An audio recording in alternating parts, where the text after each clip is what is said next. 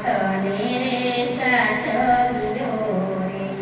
રે એનું ગઢપણમાં રાખજો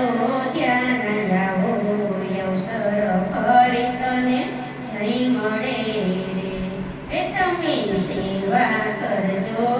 મા બાપની રે એ ત્યારે